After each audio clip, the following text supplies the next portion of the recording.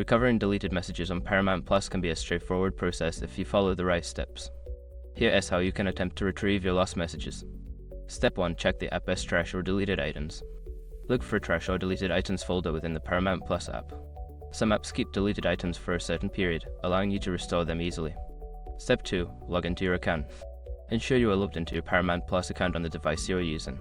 This is essential for accessing any recovery options available. Step 3. Contact customer support. If you cannot find your deleted messages, reach out to Paramount Plus customer support.